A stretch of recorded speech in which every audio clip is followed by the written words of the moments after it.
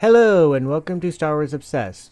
So Rogue Friday happened on September 30 and I wasn't able to make that because I had to work.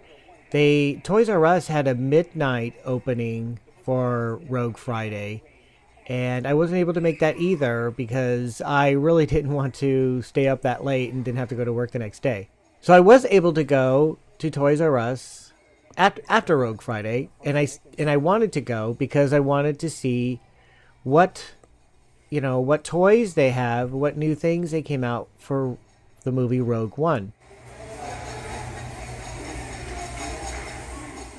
And I noticed that there wasn't a lot of advertising for Rogue Friday. And here, there wasn't a lot of toys either. See, there's a new Stormtrooper, new character here, and the packaging is a little bit different. It's a lot different. It's whereas the Force Awakens has red and Kylo Ren, the Rogue One is very black and grayish and has looks like a stormtrooper type character on it. But honestly, there wasn't a lot of Rogue One materials. Basically, it was just a lot of the Force Awakens. So I can imagine coming here on Rogue Friday, or even go to that midnight thing that Toys R Us opening and expecting a lot of new stuff, only to see that it's just a few things, and a few things repackaged just with the Rogue One design. Like this here that looks like a new A-Wing. I don't know if it's a new A-Wing, a new design, or a retro design. I think this is from Rebels. I'm not really a collector of the modern Star Wars toys, and I'm not really a collector of everything Star Wars, more or less. I think back in the 80s, I was all about collecting everything that I could find for Star Wars. It doesn't matter what it was. It was the action figures, it was stickers, it was cards, cups, whatever. If you've seen my videos, you've seen my collection. But nowadays, I'm not so much about collecting anything and everything I can get from Star Wars, although I absolutely love looking at all of the Star Wars toys and Star Wars merchandise. It gives me some kind of thrill and some an excitement, like like I was a kid and just seeing all this really cool Star Wars stuff and Star Wars toys and Star Wars merchandise and just looking at it and having fun, just like I was a kid. But I don't necessarily, I'm not necessarily interested in buying these things. Well, a lot of the stuff is cool, and I really not interested in buying them for the sake of collecting because it's Star Wars.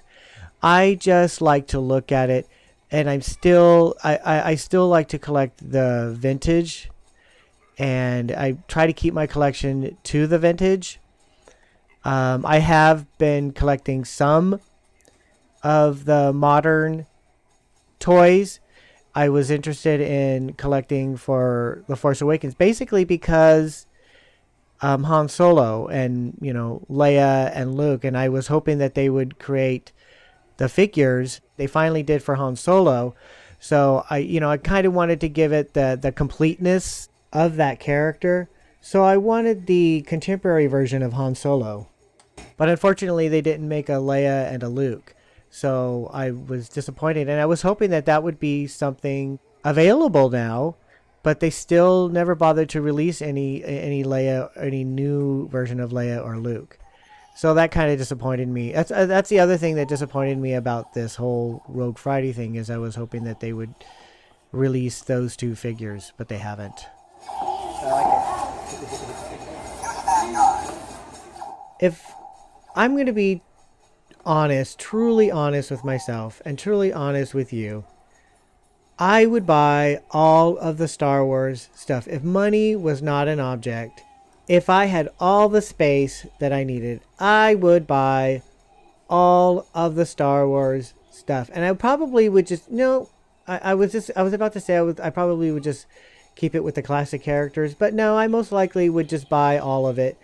Because honestly, I do think it's all really cool.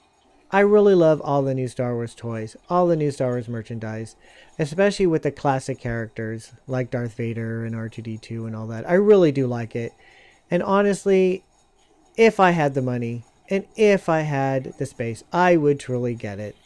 I guess that's the hardcore Star Wars fan within me. I just want it, just want it all.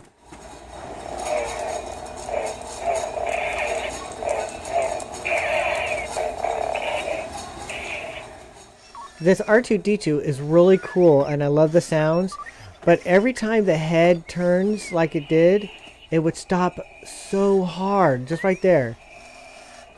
Boom, it would stop. I can imagine this thing just breaking down really quick after several plays because it just stopped really hard. You could hear it. You could hear it just stopping. It was pretty bad.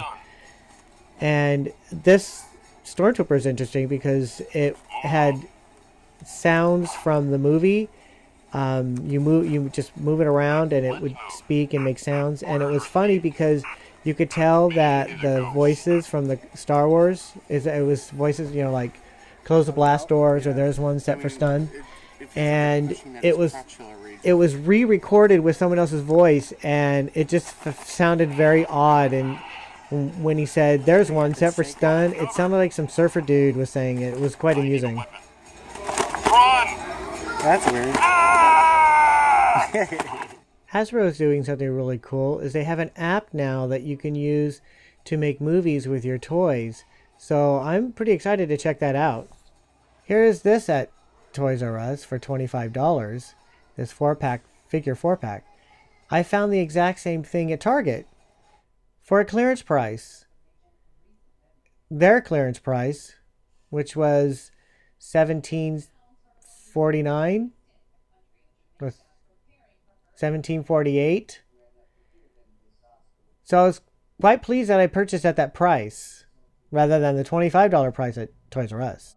I decided that I wanted to get something that had Rogue One packaging. Maybe it didn't say Rogue One, but had Rogue One packaging. I decided to get the Poe Dameron 2-pack. I have a Poe Dameron figure, but it's a Poe Dameron with a helmet that's not removable. So I wanted to get a Poe Dameron figure without a helmet. I also purchased this Kylo Ren figure because I actually never got a Kylo Ren. I really wanted one, but for some reason I just neglected to get one. It's in the new Rogue One packaging, and I just think Kylo Ren looks fantastic.